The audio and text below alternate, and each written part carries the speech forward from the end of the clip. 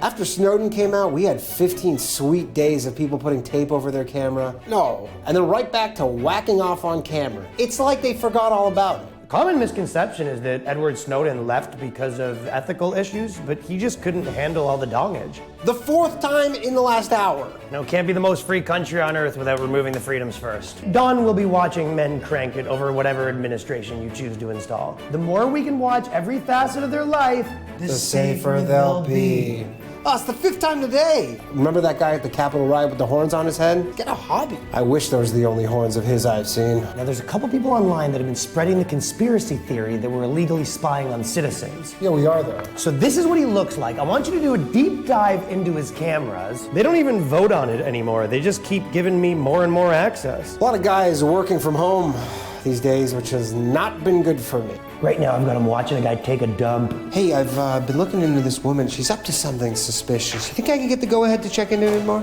You know what, good idea. I'm gonna take that off your hands. But while I got you here, this guy just bought a pallet of moisturizer, so if you could clear your afternoon, that'd be great. People think their cameras are off. They're definitely not off. You know, that's satire, but it's actually true, as NSA agents were caught doing... they were caught... Yeah, YouTube's such a weird place. We can't mention a lot of this stuff. Okay, let's just say making themselves very happy with their own hands through the Pamela Henderson method that were caught at their office doing so to other people's private photos and videos that they sent, not knowing that the government was snooping. I actually confronted the head of the NSA and CIA about this, which you could also see on this channel. Welcome back, beautiful and amazing human beings. This is Luke Rudkowski of WeAreChange.org. Enough monkeying around. In this video, we are going to be talking about the very serious geopolitical news unfolding right now between Vladimir Putin, Russia, going up against the United States, and also, very interestingly, Twitter as well, that looks like they are going to be in some hot water, especially from the latest comments that we have from Supreme Court Justice Clarence Thomas. We're going to get into all of that, plus a lot more, but before we do, the absolutely hilarious clip that we played in the beginning of this broadcast is a short clip from a full video by Ryan Long, which is in the description down below. And he really has a way of using comedy to express a lot of important issues that we should know about, including how the federal government, yes, has been caught watching people grease their monkey. Something, of course, that people should know about, but we absolutely don't, because we have a failing mainstream media that does the bidding of the special interest class, rather than, of course, actually do what they say they're going to do and inform the general public. One of the last real forms of journalism we've seen almost 11 years ago when, of course, WikiLeaks and Julian Assange released videos of the reality of the Iraq War, which, of course, was hidden away from the general public. Videos which highlighted how the U.S. government eliminated 2 Reuters journalists, lied about it, covered up about the events, until, of course, WikiLeaks actually released the evidence of what actually happened, which contradicted the U.S. government's story. For such acts of journalism, Julian Assange has, of course, been sent into exile. He was living in the Ecuadorian embassy. He is now in jail for doing journalism. Meanwhile, now, quote, journalists are trying to make themselves the center of stories as victims. So, as Glenn Greenwald says, quote, they attack marginalized, powerless people, but then pretend the marginalized, powerless, vulnerable ones are themselves, so that it's illegitimate to criticize. And when you look at a lot of the, quote, reporting going on there, you have teams of journalists and investigators looking at individuals that absolutely have no power or can affect anything in your existence at all. Okay, to be fair, maybe some people could inconvenience you slightly, but still, a lot of them are idiots, a lot of them don't have any power, while very powerful groups get to do whatever they want, whether they're the banking corporate class or even the federal government that is more and more trying to take people's civil liberties away, which goes largely unquestioned by, of course, the mainstream media, which usually is cheering it on. Recently, the federal authorities have decided to launch raids on an anonymous safety deposit box facility, forcing customers to reveal their identity to get their stuff back. The TSA that routinely routinely, largely inconveniences a large number of passengers with their security theater, all of course for your safety, have proven to be absolutely useless at doing what they said they were going to do, but they're really great at taking people's own money away from them when they have huge wads of cash in their baggage. This, of course, happens a lot more than you think, including to this elderly man who lost his life savings that was unrightfully taken away from him when he was flying. In other related news of government taking away things that is not theirs, we are also learning that people living in New York City are now paying the highest tax rate in the country, over, of course, a new $4.3 billion tax hike on the citizenry that is footing the bill for ill-advised, absolutely insane policies, along with very big mistakes that were made by the federal government that, of course, are being bailed out by higher tax rates. And even with this $4.3 billion tax hike, along with an additional $12.5 billion from the federal government, from Joe Biden's trillion-dollar federal stimulus package, the New York state government still, along with all of that money, draining its citizens dry, getting money from the federal government, still is $15 billion in the hole in their budget deficit. This, of course, is a sign of things to come to the rest of America, which is not only going to have to pay for New York's mistakes, but they themselves are also facing another tax increase, and even, according to Janet Yellen, another corporate tax increase that might even be global if she gets her ways. The federal government is literally maxing out our collective national credit cards, with people not even getting a say where the money goes and not even seeing a drop of it. The people who do get the vast majority of this money are, of course, the special interest class, the multinational powerful banks and corporations that work with the tech oligarchs that are trying to get total supreme power over everyone, which, very interestingly, the mainstream media doesn't see as a very good story. For us, it's a very good story, and that's why, as an independent media organization, it's most likely why we're fully demonetized. But because of that, we started to work with good companies that I personally like, that I personally use. One of them is safepreparedandready.com. I would also suggest people, not even for any crisis, but just for their own personal benefit and peace of mind, start growing their own food, start having a small farm. I would also then suggest people get a bag of rice and beans or some kind of storable food. This is just my own personal advice. And then lastly, if you want some of the good premium stuff, check out safepreparedandready.com. I like these guys. I use them when I go hiking. Their food is really good. It's really tasty. It lasts you 25 years. It's some of the best storable food for the value that you could get on, of course, safepreparedandready.com. If you're interested in this product, click the link in the description down below right now to find out more information about them. Also, today on LukeUncensored.com, I have a lot to say about some of the insanity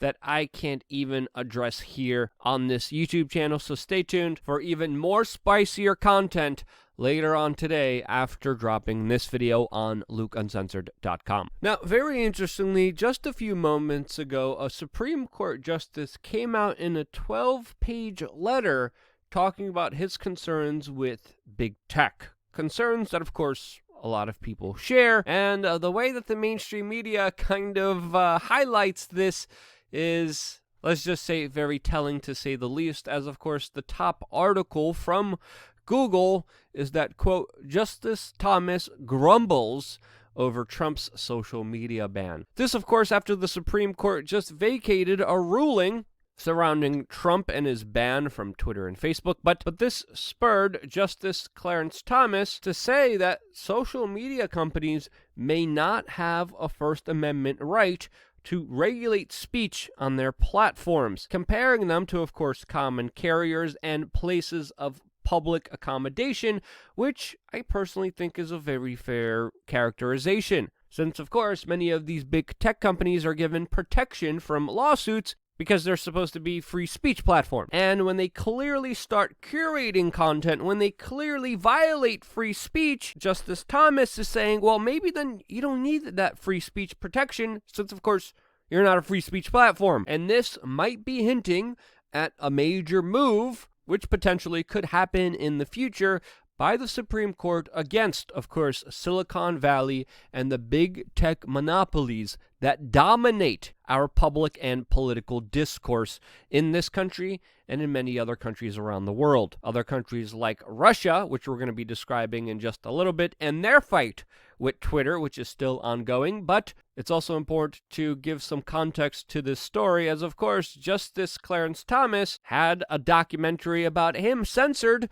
on Amazon. This, of course, according to the New York Post, that reported how Amazon pulled a Justice Clarence Thomas documentary that was titled Created Equal, Clarence Thomas in his own words, which was removed from Amazon streaming services without even an explanation. Twitter also just recently suspended a U.S. member of Congress, which they just recently came out and said was done in error, after she, of course, posted a tweet about celebrating Easter. Now, will this amount to something? We don't know, but other countries like Russia have also had showdowns with, of course, big tech Silicon Valley companies, including Twitter, which the Russian government even threatened to block in their country if Twitter didn't make steps to block or remove banned content, with Russia specifically also talking about adult content and related adult inappropriate content with